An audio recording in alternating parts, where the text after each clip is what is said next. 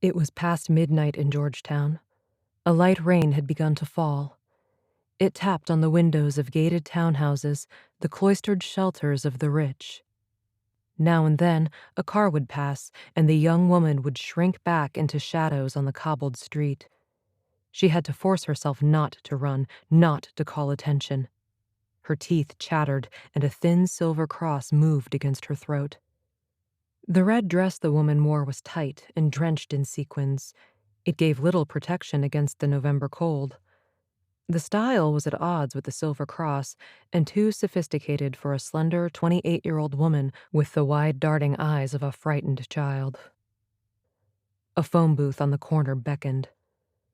"One call," she thought. "I can make one call. They'll never know." But even as the thought came, a long gray car screeched to a halt at the curb.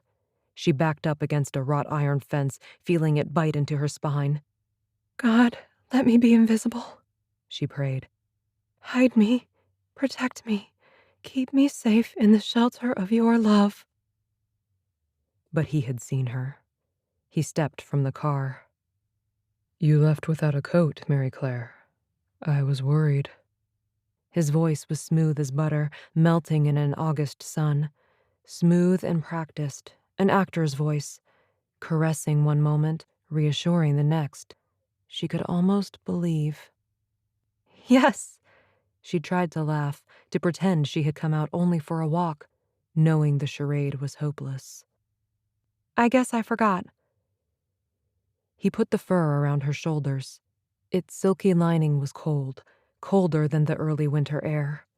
His fingers touched her neck and lingered too long. "I will die," the woman thought. "I will die rather than go back there." "Get into the car. I'll take you home." The man gripped her arm, his fingers biting into muscle. Mary Claire began to obey, then stopped. His voice became angry. "Do it." She broke away, sobbing, and went running down the sidewalk, then out onto the street.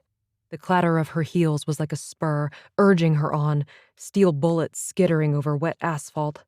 She could hear him behind her, and she ran faster, her breath coming in short, hard gasps. A fiery pain began in her side. There was a light ahead, some kind of bar, a Pinocchio face for a sign. Geppetto's. She ran toward it. She heard the car follow, voices calling, "Stop her!"